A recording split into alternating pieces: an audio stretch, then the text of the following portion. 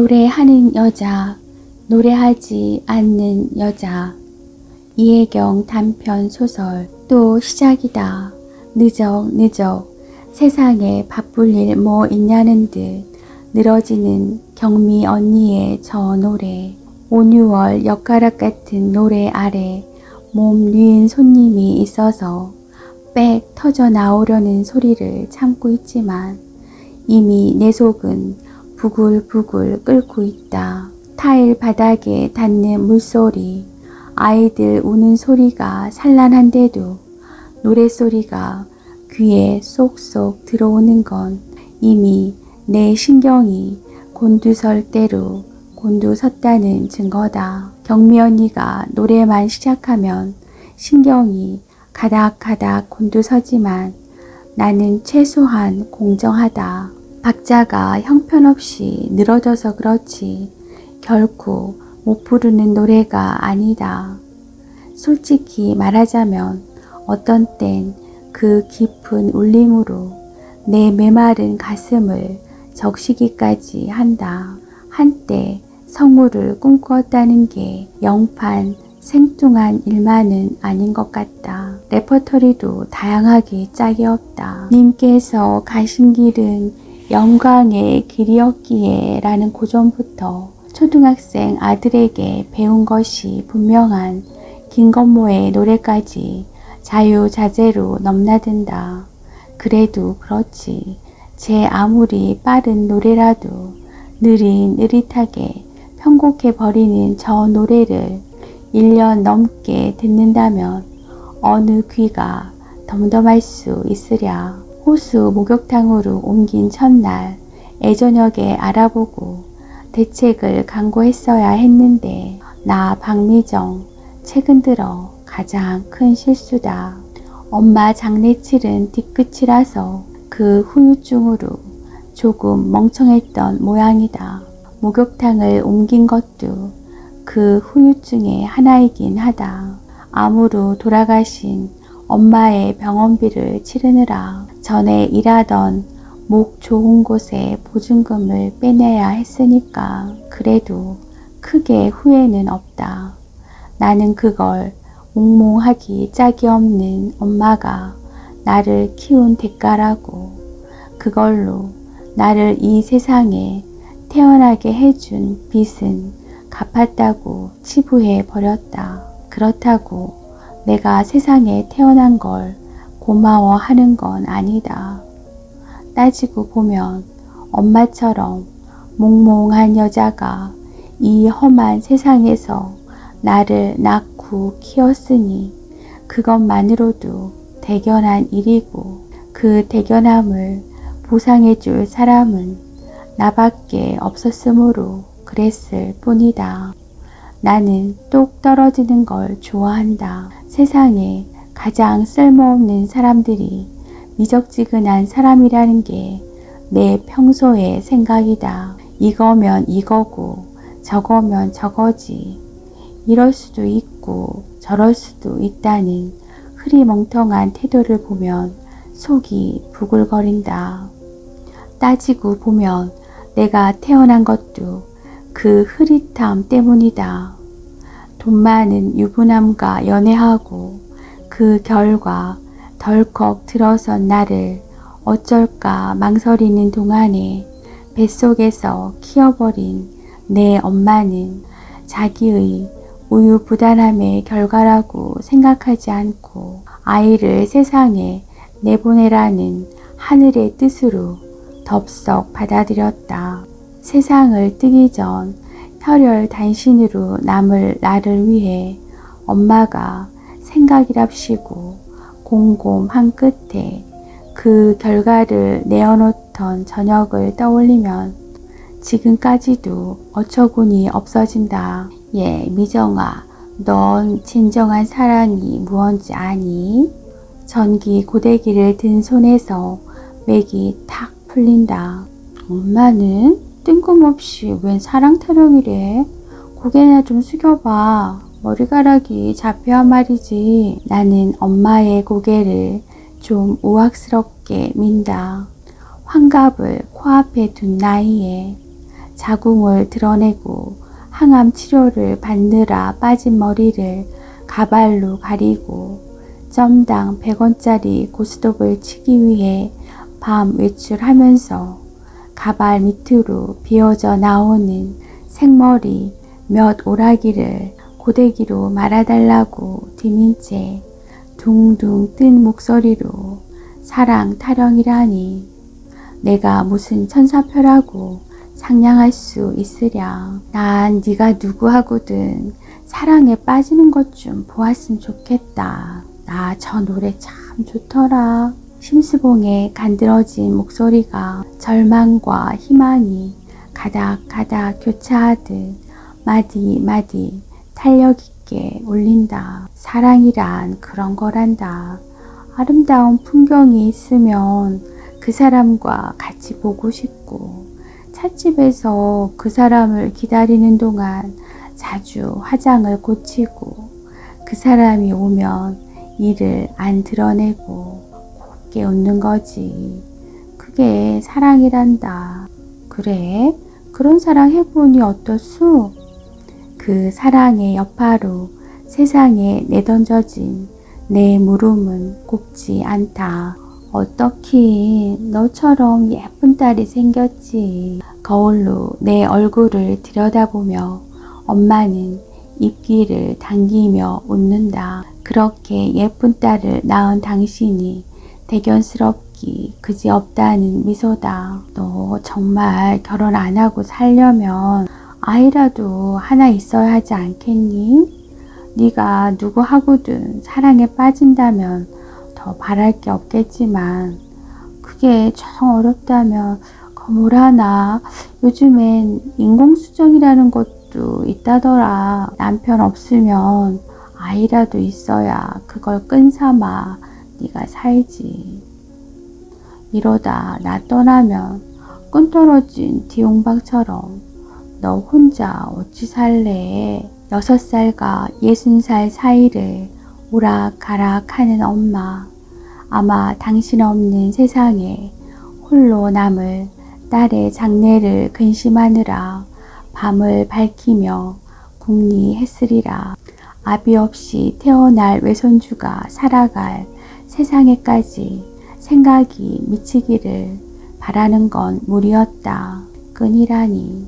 엄마에겐 내가 끈이었는지 모르지만 자식은 끈이 아니라 혹일 뿐이다.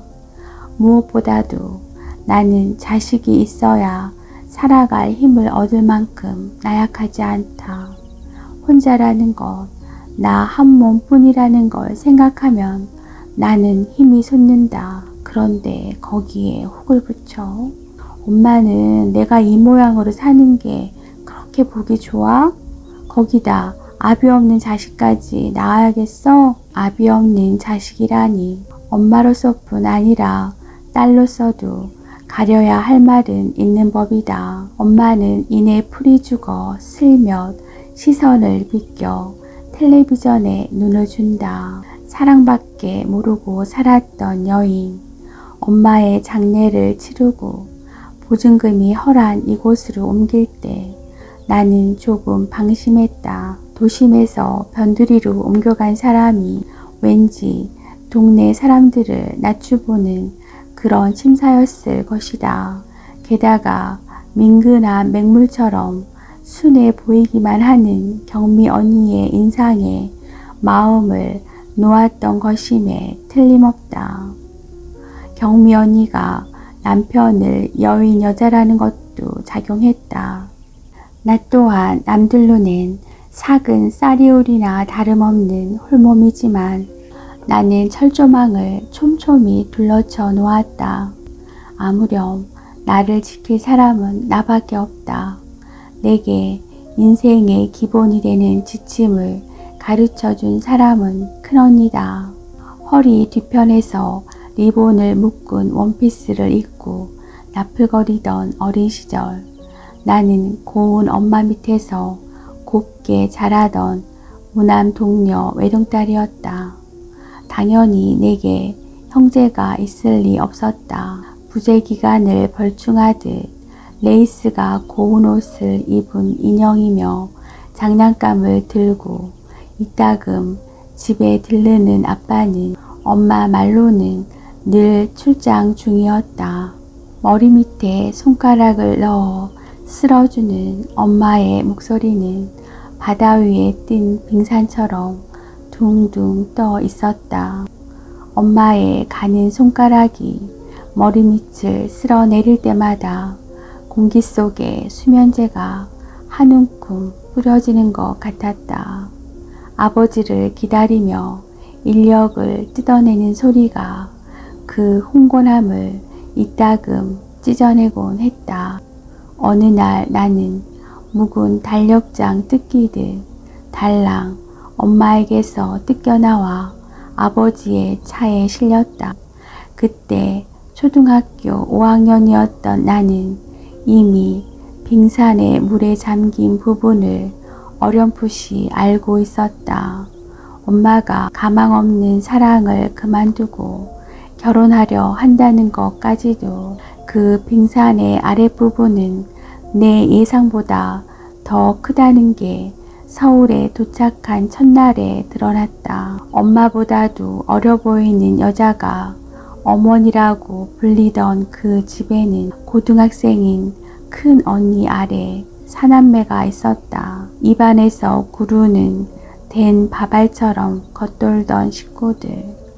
그 사남매 가운데 두 사람만 엄마가 같다는 걸 알게 된 건 뒷날의 일이다. 사각사각 사각사각 낯선 집에 도착한 첫날 밤은 가위 소리로 가득 찼다. 가위질 소리가 낯선 곳에 온 두려움에 설핏 든 잠을 베어냈다.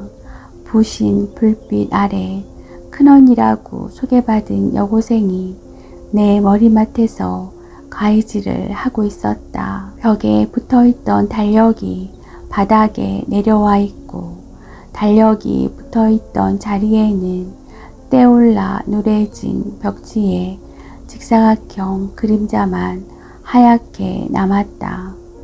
금박 화려하게 먹힌 한복, 봉황이 요란스럽게 수놓인 한복을 입은 문희와 윤정이, 남정임이 배경에서 빠져나와 방바닥에서 널린 채 웃고 있었다. 꽉 담은 인매가 인상적이던 큰 언니의 그림자가 불빛에 기괴하게 일렁였다. 나는 이를 악물고 눈을 질끈 감았다. 어느 날 나는 계단에서 큰 언니와 엇갈렸다. 큰 언니는 올라오고 나는 내려가던 참이었다. 1층 마룻바닥을 몇 칸 남겨두고 엇갈리다가 어깨가 부딪히며 큰 언니를 밀치게 되었다. 넘어질 듯 뒤뚱거리던 큰 언니는 용케 균형을 잡아 마룻바닥에 내려섰다. 큰 언니가 굴러 떨어지는 순간 덜컥 놀랐던 나는 황급히 내려가 큰 언니를 일으키며 사과했다. 미안해 언니. 미안해? 큰 언니는 마지막 층계참을 딛는 나를 막아섰다. 미안할 거 없어. 아까 나 있던 자리에 가셔서 어쩌자고 그렇게 조숙했던 것일까. 큰언니가 말하는 순간에 나는 대번에 언니의 의도를 알아챘다. 그러면서도 설마 하는 마음이었던 걸까. 나를 비껴 오른 언니가 나를 확 밀쳐 아래층 마루에서 나동그라지는 순간 눈이 확 뜨이는 느낌이었던 걸 보면 세상은 이런 곳이었다. 왼뺨을 맞으면 오른손을 들어 상대방의 왼뺨을 쳐야 하는 그런 곳. 그날부터 나는 말문을 잃었다. 무서워서 입만 열면 목젖을 꽉 막고 있는 커다란 손이 허물어지면서 이 집이 무섭다는 말이 거품처럼 쏟아져 나올 것 같아서 입을 꼭 다물고 지냈다. 얼마나 오래 입을 다물었던가. 어느 날 큰언니가 손을 내밀었다. 큰언니는 서랍장 맨 아래 칸을 열어 묵은 옷가지 바닥에 깔린 신문지를 들추더니 무언가를 꺼내 내 앞에 내던졌다. 달력 속의 그 여자들, 종이장에선 손 닿는 곳마다 습기를 빨아들일 듯한 나프탈렌 냄새가 났다. 내가 왜 이걸 우려두었는지 아니? 나중에 한복 기술을 배워서라도 이 집에서 혼자 나가려고 그랬어. 너도 정신 차려. 그깟 일로 마음 상해서 어떻게 살아갈래? 말꼬리가 이상해서 돌아보니 그 단단하던 큰 언니의 눈가가 얼룩져 있었다. 신발장에서 내 신발만 골라내고 옷장에서 내 옷을 고르고 결혼할 때 사온 은수저에서 내 것만 골라가며 짐을 꾸리다가 허리를 훅 꺾었던 내가 전화를 건 곳은 엄마에게가 아니라 결혼한 뒤에 신학대학에 진학해 전도사가 되어있던 큰언니한테였다.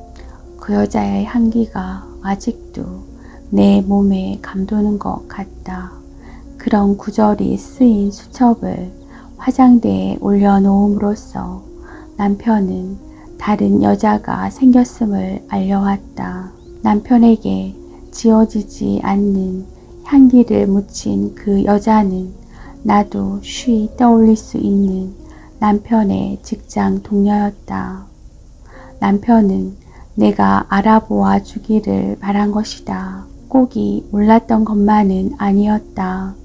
열린 베란다 문을 닫으려 거실 문을 열었을 때 펄럭이며 나를 덮쳐오는 커튼에서도 남편이 오는 시간에 맞춰 불을 올리다가 끝내 졸아붙은 된장찌개 뚝배기에서도 무언가 퍼석이는 균열이 느껴졌다. 시장을 보아 들어왔을 때 집안에 갇혀 묵중해진 공기 속에서 나를 짓누르는 무엇은 남편의 얼굴에 느닷없이 돋아난 생기를 두드러지게 했다.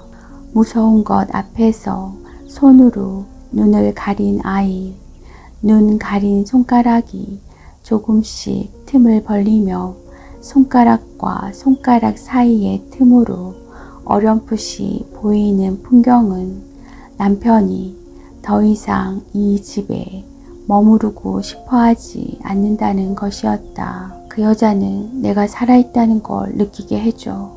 그 여자와 새로 시작하고 싶어. 퇴근한 뒤 식탁 위에 놓인 수첩을 본 남편은 묻기도 전에 말했다. 수첩을 본 순간부터 귓전이 웅웅거리던 내게 남편의 말은 동굴 속에서 울려오는 메아리처럼 음습하고 위협적이었다. 웨딩드레스 안에서 뜨끔거리던 핀처럼 남편의 말이 명치에 걸려 뜨끔거렸다. 아버지의 손을 어색하게 잡고 들어서는 순간부터 등 뒤 어딘가를 찌르기 시작한 핀 때문에 온 신경이 등허리에 가있던 나는 맞절하라는 순간을 놓칠 뻔했다. 웨딩드레스의 허리가 내게 너무 커서 핀을 꽂아줄인 이식장 아가씨의 실수였다. 사진 촬영 전에야 겨우 뽑아낸 그 핀처럼 채 마무리지 않은 옷을 입었을 때 같은 결혼이었다. 아버지의 집에서 나오겠다는 마음을 앞세운 결혼은 예정된 파국으로 치닫고 있었다. 덫에서 빠져나와 발을 딛는 순간 덜컥 발목을 파고드는 덫을 느끼는 결혼의 덫. 수첩을 보여주고 난 뒤 남편은 다른 방으로 잠자리를 옮겼다. 잠에서 깨어나며 남편의 홍곤한 호흡을 못 느낀 지 한 달쯤 된 밤 맨몸으로 나온 건 내 최후의 자존심이었다. 기도드리자. 큰언니가 가방 속에서 성경을 꺼내더니 내 손을 맞잡았다. 채 풀지 않은 이삿짐이 널브러진 방이었다. 고음인 큰 언니의 목소리가 허공에 치솟고 내 몸 안에선 쓰디쓴 독액이 솟아났다. 그 독액이 핏줄을 타고 도는지 온 몸이 저미듯 아파왔다. 언니, 그만 가줄래? 그 말을 못한 채 나는 스름스름 벽에 몸을 기대며 허물어졌다. 몸 따라 허물어지려는 의식 한 구석에서 오래전의 기억이 디딤돌처럼 불쑥 떠올랐다. 아버지의 집에 살던 그때 다른 남자와 재혼해 남쪽의 항구 도시로 가버린 엄마를 만나러 갈 때면 밤열차를 탔다. 엄마의 집에서 잘 수 없어서 밤 열차를 타고 가 내리면 새벽이었다. 항구 도시의 새벽은 푸르스름한 인해에 섞인 갯내로 내 몸을 감아왔다. 무언가가 쓸고 지나간 것처럼 빈 거리. 새벽일 나가는 사람들이 드문드문 보이는 거리. 밤새 뚱뚱 부어오른 다리로 골목을 걸으며 나는 이 집 저 집 기웃거렸다.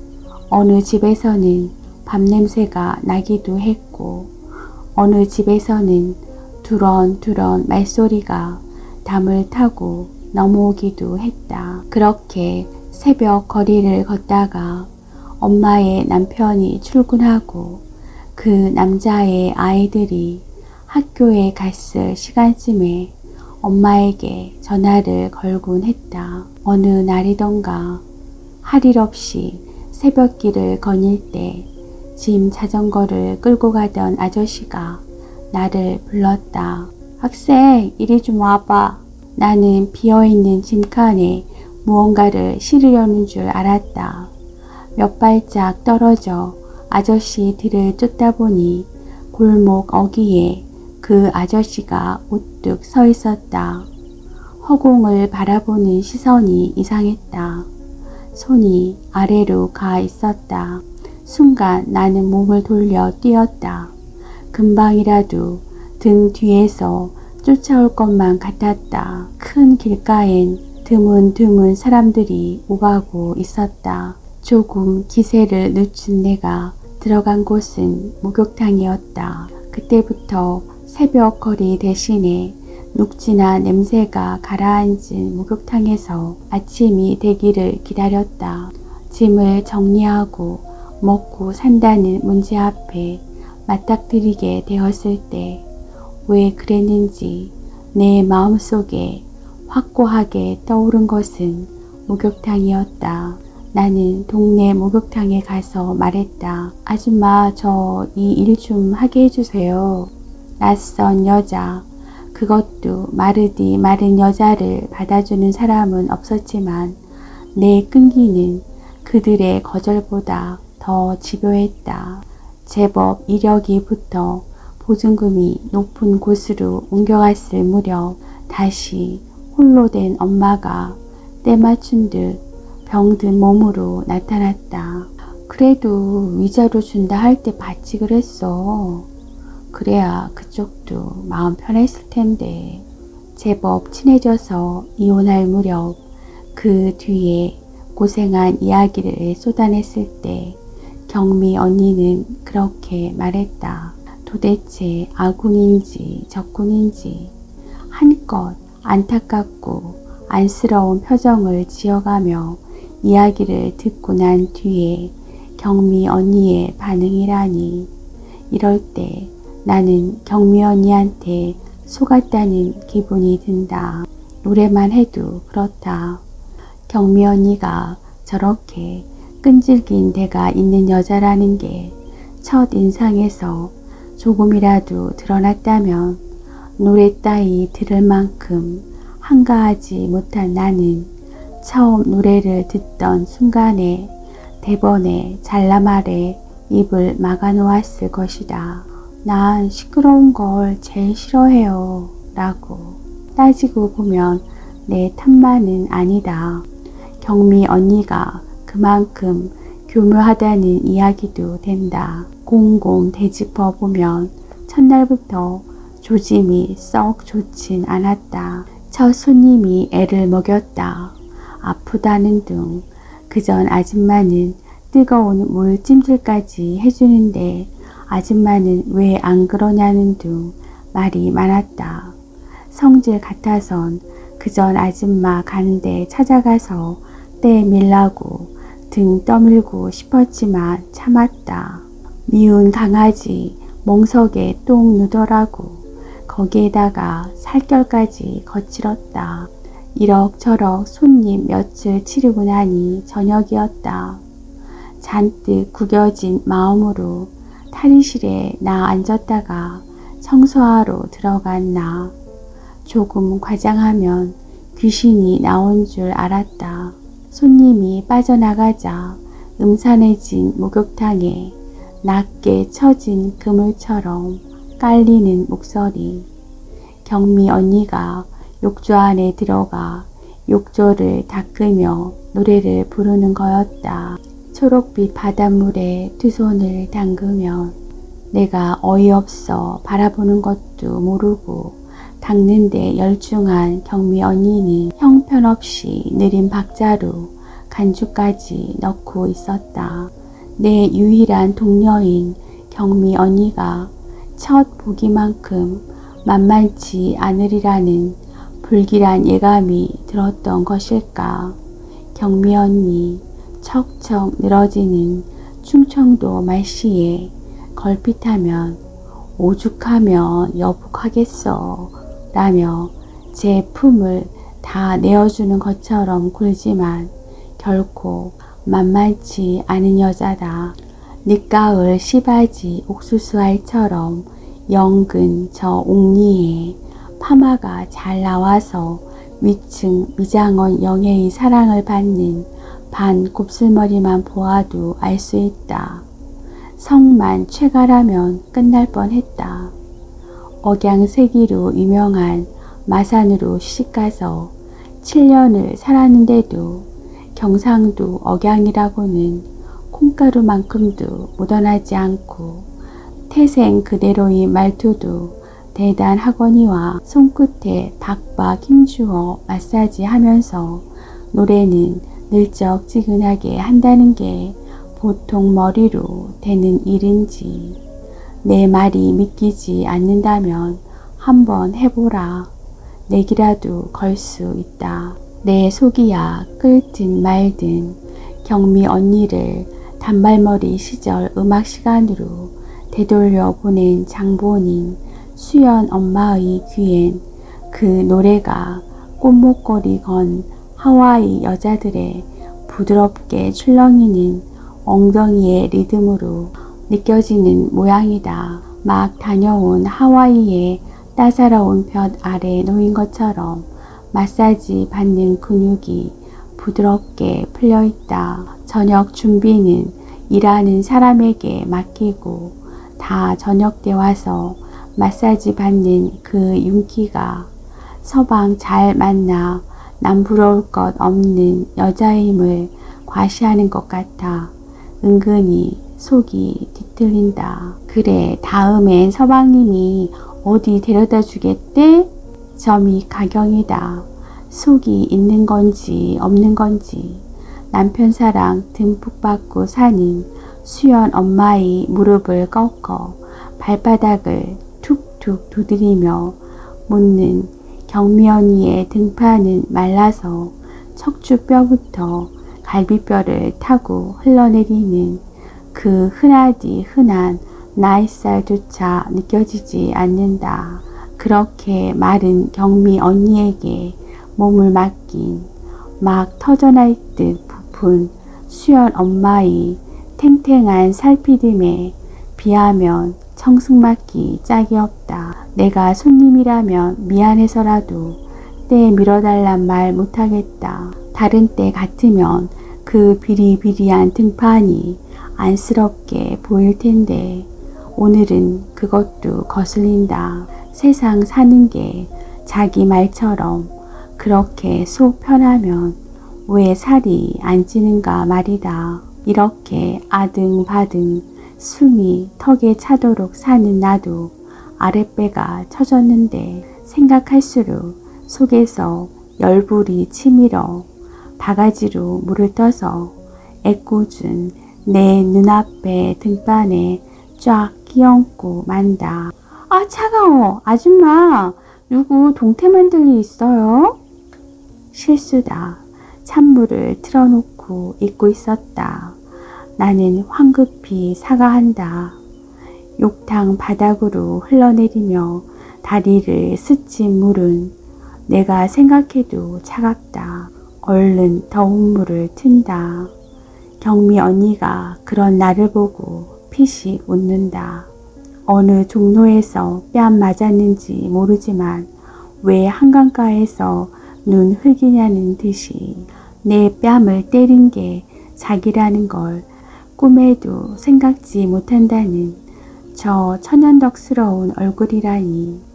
사각사각 아삭거리는 소리만큼 향긋하게 오이 냄새가 번진다. 그러나 화요일 밤의 오이 냄새는 비릿하다. 화요일 밤이면 강파는 유난히 경쾌한 소리를 낸다. 손님을 위해서가 아니라 자신을 위한 것이다. 일이 워낙 고되니 많지 보약을 달고 살아야 하는데 거기에 무슨 기력이 남아도는지. 목욕탕이 쉬는 수요일은 경미 언니가 일식집에 잘 나가는 주방장이자 두 아이의 아버지인 성실한 가장과 데이트를 하는 날이다. 수요일 그들은 남한산성 같은 근교에서 부부가 아니라는 걸 남들이 알아차릴 만큼의 친밀감과 어색함을 드러내며 밥을 먹고 흔하디 흔한 러브 호텔에 들어간다. 따뜻한 건 다 좋지만 그래도 가장 좋은 건 사람의 체온이다 라는 게 경미 언니의 말이다. 그렇게 좋으면 그냥 아무 남자나 만나서 가버려. 준호가 지금 초등학교 4학년이잖아. 어느 세월에. 나중에 준호가 어이구 우리 엄마 그 긴긴 밤 독서 공방하면서 나 키우느라 혼자 애쓰셨수 이러고 효도할 것 같아? 한적한 곳에서 처음으로 팔짱도 껴봤다고 경미 언니가 말할 때 내 마음속엔 가시가 돋고 말에도 뾰족하니 드러난다. 효도는 무슨. 그래도 내 마음이 아직은 안 되니까 그렇지. 가뜩이나 예민한 아이인데 지금 그래봐. 홀로 된 지 5년이 넘은 경미 언니가 그 따뜻한 체온을 밤마다 떳떳하게 누릴 수 없는 건 오로지 혹처럼 달린 아들 때문이다. 그것도 산에 꼭지랍시고 제 엄마 화장이 조금 짙어져도 눈초리가 사나워진다는 아들 준호. 그 잘난 아들이 사춘기를 넘길 때까지는 혼자 늙을 수밖에 없다는 게 경미 언니의 현실적인 판단이다. 눈가가 발갛게 짓무르고 여름이면 시도 때도 없이 벅벅 긁어대는 바람에 몇 해 전인가 10개월 할부로 에어컨을 사는 사치를 누리게 한 그 아들의 아토피성 피부염이 사춘기를 넘기면 낫는다는 게 피부과 의사의 진단이니 경미 언니 이래저래 아들이 빨리 자라기를 남편 무덤 떼짝 마르라고 부채질하는 심정으로 기다린다. 그렇게 자주 만나다 들키면 어쩌려고 그래. 요즘 여자들 아이 키워놓고 여자 쪽에서 이혼 청구하는 게 유행이라던데. 그지 파탄나면 책임질 거야? 경미 언니가 나를 똑바로 본다. 이제야 속으로 뜨끔하면서도 스물스물 기대가 인다. 누구든 숨겨둔 발톱은 있게 마련이다. 말이야 바른 말이지. 이 험한 세상에서 혼자 산 걸 보면 경미 언니의 발톱도 만만치 않을 것이다. 그러나 꿈에서 막 깨어난 것처럼 투명하게 얼비치는 경미 언니의 눈을 스치는 건 노여움이 아니라 피곤함이다. 그 사람 그런다고 집 버릴 사람 아니야. 그러기를 바란 적도 없고. 그걸 어떻게 알아? 그 사람이야 그렇다 치고 그 사람 부인이 알면 어쩔 거야. 내가 어쩌겠어. 머리채 휘어잡히거나 어떻게 하는지 기다릴 수밖에. 그 부인 마음이지 뭐. 저러고 싶을까? 머리채 휘어잡히는 게 밥 먹은 뒤 물 마시는 일만큼이나 아무렇지도 않아진다. 화요일인 그저께 밤에도 경미 언니는 언제 휘어잡힐지 모르는 머리채를 수건으로 넘기고 얼굴에 오일을 발랐다. 여름밤 빛을 탐해 방충망 틈서리로 어찌 들어온 나방의 날개에서 보이는 반짝임. 불 끈 방 안에서 밤내 퍼덕이던 나방은 제풀에 지쳐 방바닥에 널브러져 있곤 했다. 불길을 향하는 맹목으로 제 인생을 맡기는 어리석음. 게다가 오늘 아침처럼 때미는 아줌마를 찾아서 받으면 말없이 끊는 전화가 오면 신경이 날카로워진다. 나야 꿀릴 데가 없으니 분명히 경미 언니를 찾는 전화였던 것 같은데 나름대로 노련한 일식집 주방장이 꼬리를 밟혔는지도 모르겠다. 그런 일에 관심을 쏟고 남의 일에 괜히 마음이 쓰여 조마조마한다는 사실이 나를 화나게 한다. 내가 나도 모르게 물러진 거 아닌가 싶다. 마지막 손님이 나갔는데도 경미 언니는 어제의 데이트에 대해 말이 없다. 묻는 듯한 내 눈길을 빤히 보면서도 모르세다. 나도 더 묻지 않는다. 청소나 하려고 한증탕으로 들어간다. 나무 냄새가 내 헝클어진 마음에 감겨든다. 벽에 걸어놓은 쑥단을 가지런히 하고 함지 바깥으로 넘쳐나온 소금을 쓸어 담는다. 쑥과 마늘만 먹어서 호랑이가 사람이 되었다 쳐도 그 성질로는 남자밖에 못 되었을 거라는 생각이 잠깐 스친다. 속없이 시간 가는 줄도 모르고 견뎠으니 곰은 여자가 되었지. 아래 위가 볼록한 모래시계는 15분짜리다. 모래시계는 위쪽이 텅 비어있다.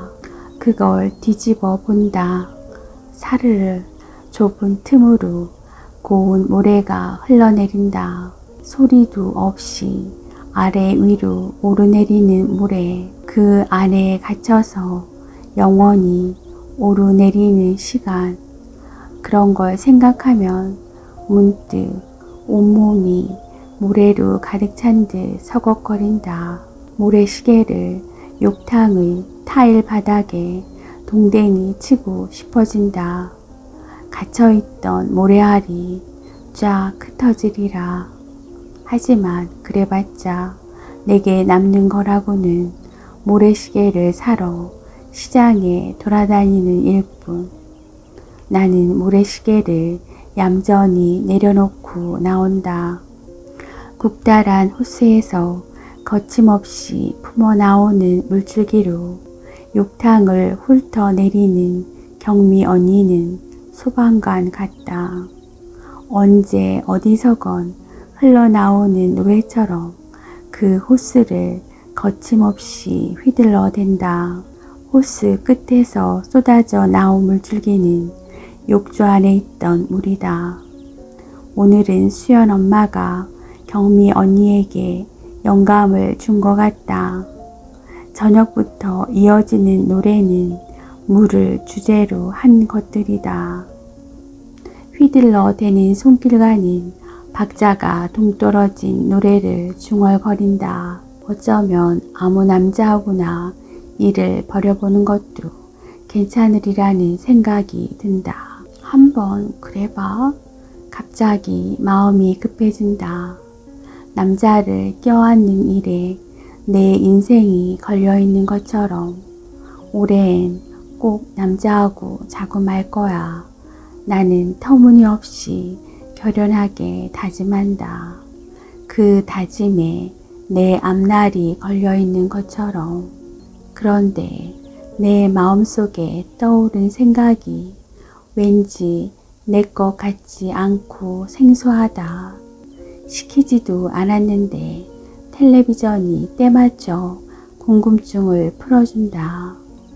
치토스 언젠가는 먹고 말 거야. 번번이 허탕을 치는 동물이 나와서 결연하게 다짐하고 있다. 이런, 나는 맥이 풀린다. 다짐 하나도 온전히 내 것일 수 없다니. 그 순간 나는 생소한 노래소리를 듣는다. 믿을 수 없는 일이지만, 믿고 싶지 않은 일이지만 그 노래는 내 입에서 나오는 것 같다.